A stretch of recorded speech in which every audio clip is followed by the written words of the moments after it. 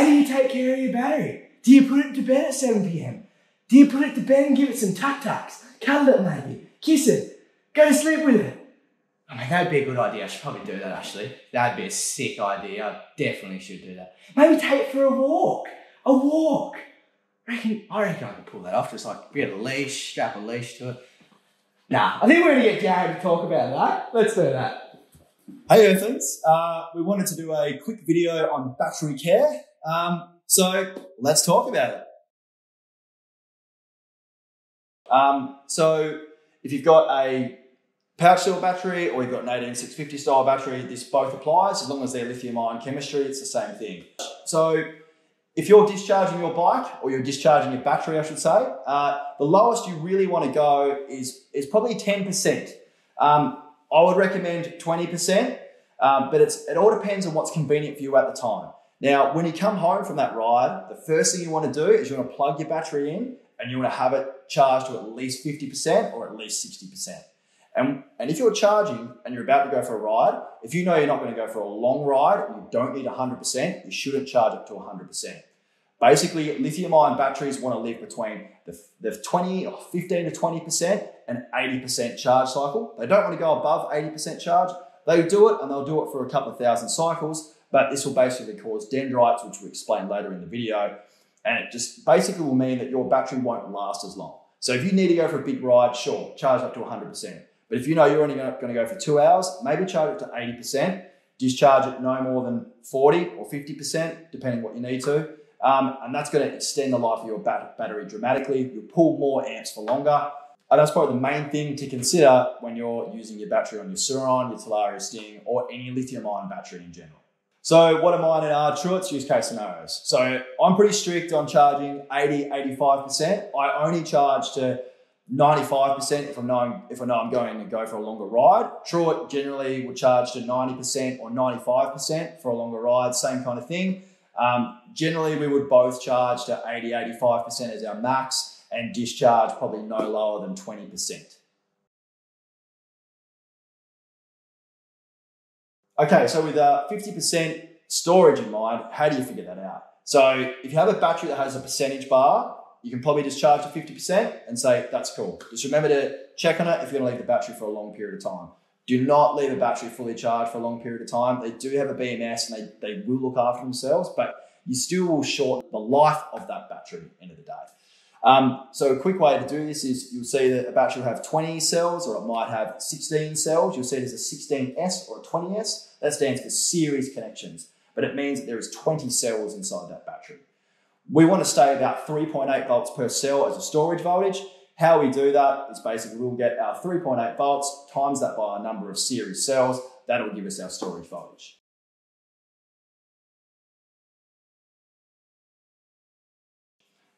That'll work across anything that you do. It's lithium ion. It'll even work across lithium polymer batteries. 3.8 is fine.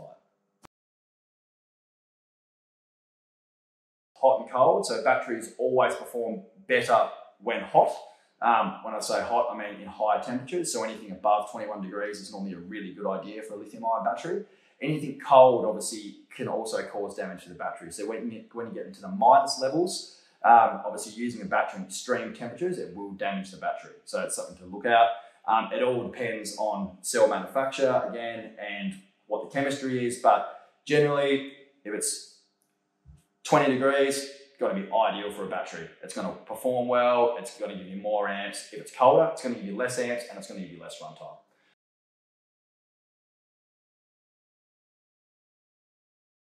Cool, battery designs. You're going to buy an aftermarket battery. You obviously would have seen a pouch cell style battery, or you would have seen cylindrical style battery like the original one.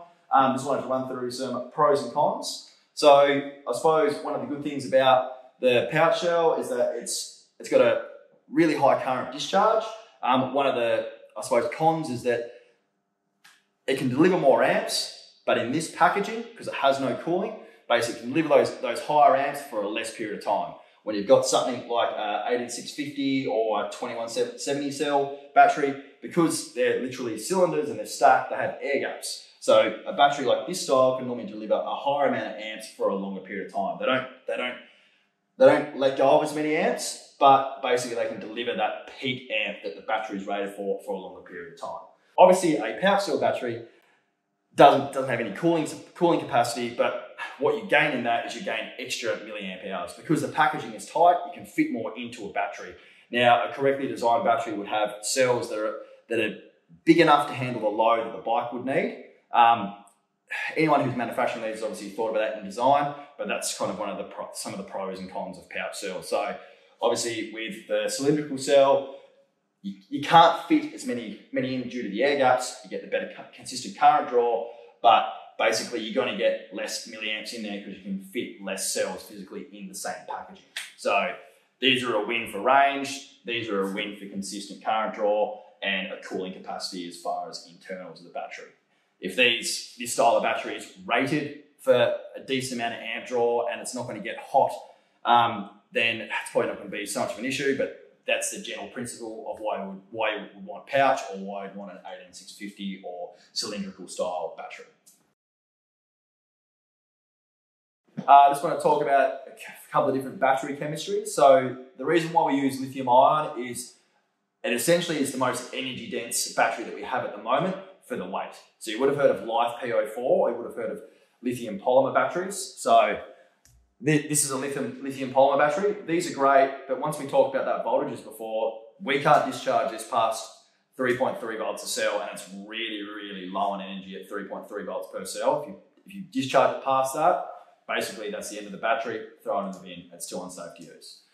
Well, obviously with the lithium ion, we can discharge that into the 2.8 region and further, depending on the chemistry makeup, so they're much more dense. LiFePO4 or lithium phosphate batteries, they're a much safer chemistry. They don't mind being charged to 100% as much as what a lithium ion does. But the problem with them is it's purely a weight and a packaging issue with something like a Sur Ron or a Talaria stick. So how does a lithium battery work? This is going to be a really basic diagram. It's just to give you an idea of what you're dealing with. So basically you've got an anode and a cathode and a separator, and our load would be our positive and negative wires that come off this battery. Basically this separator is obviously designed to keep the lithium metal oxide to one side and the carbon anode and all the carbon on the anode side to the other. When we were talking about charging and discharging before, so every time you charge, what happens is we basically have to move substance from one side so we stay charged or we go discharged. Now, every time this happens, you can imagine you've got a material that's on here. That material doesn't go back dead even and flat as it was manufactured. What happens is we end up with really small ridges that build up. And these little ridges are called dendrites. And these generally happen when you discharge the battery to a really low percentage and when you fast charge the battery to its highest percentage.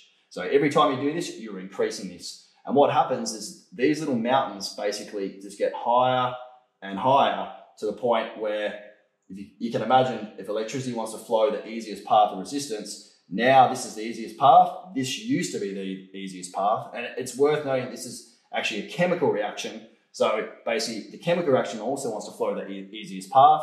What we're trying to do here is we want to minimize these peaks because this is less distance.